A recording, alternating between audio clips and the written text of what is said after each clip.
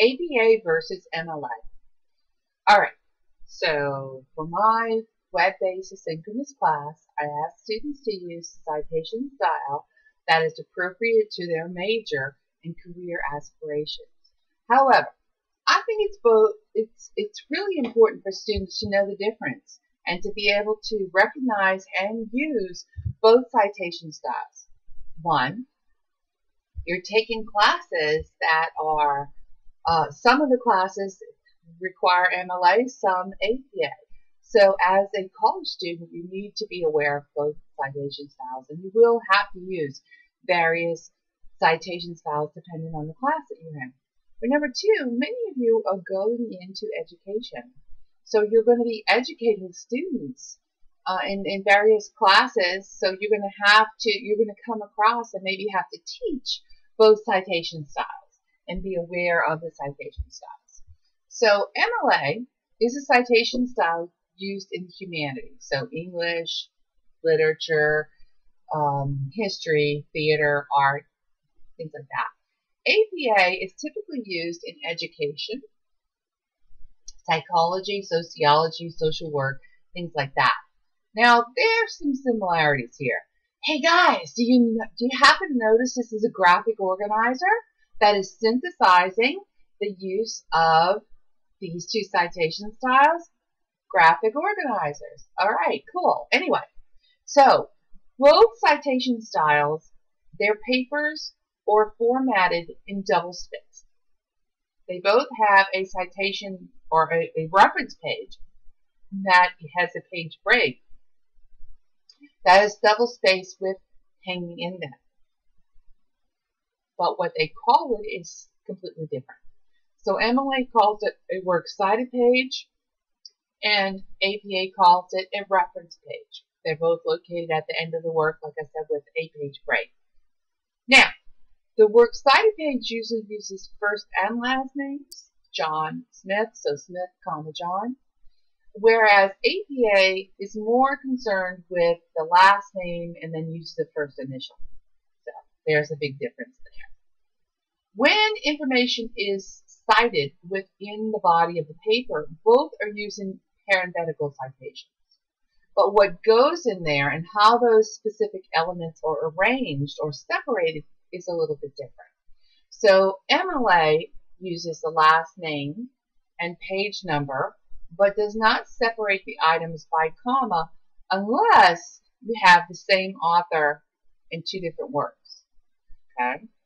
APA, however, uses a comma between each item, and APA is particularly interested in the recency of the source. So the year that it was published is very, very important.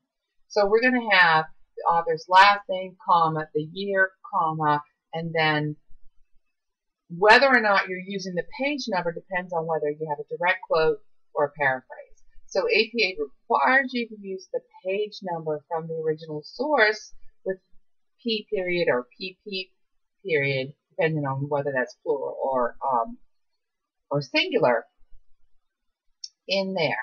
Whereas MLA is not really concerned with the year. They're going to have the author's last name and then just the number without the abbreviation for page in there. Now, another big difference is, and like I mentioned, APA is very concerned with the recency of the item.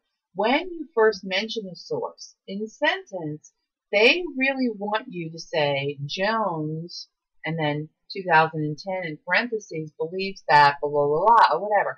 They want you to use that year in parentheses in the sentence when you first mention that for APA, whereas MLA is not really concerned with that. Another distinction is if there's more than one author, MLA wants you to use the word and. So Jones and Smith.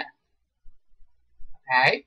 Whereas APA wants to use the ampersand, that and sign. So Jones, ampersand, Smith, comma, the year, comma, and then the page with the abbreviation if it is a direct quote. All right, and sort of kind of mentioned this already, all right, a little bit. But when you're using the author's name in sentence for MLA, all you need is that page number, an actual number in the parentheses at the end.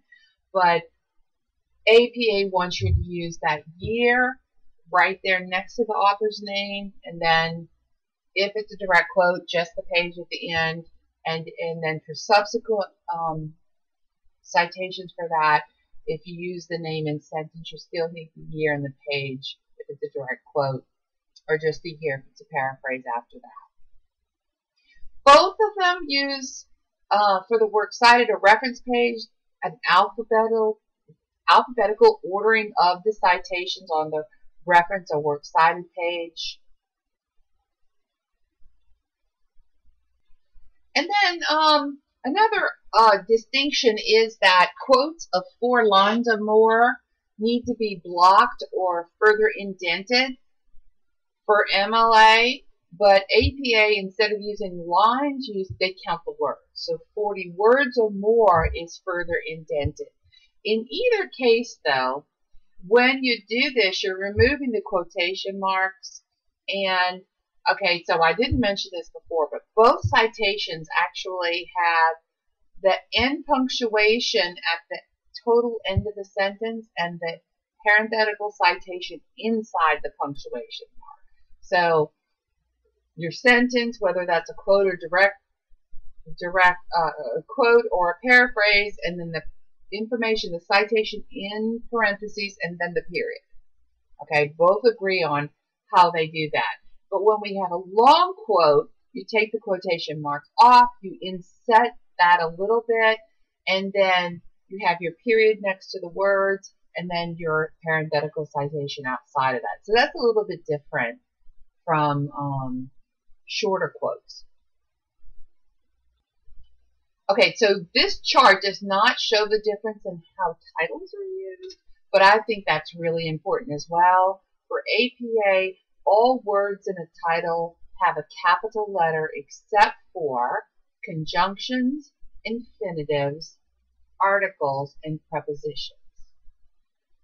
Okay, so infinitives, that's to be, to do, to work, whatever. Okay, now, and conjunctions, but, and, yet, nor, those kind of things. Articles, a, and, the, whatever, that. Now when we get to APA though, in an APA true title, your first word in the title is capitalized, and if you have a subtitle in APA or MLA, a subtitle is separated from the title with the quote colon mark, colon. Okay? In APA, they capitalize only the first word in the title and only the first word in the subtitle.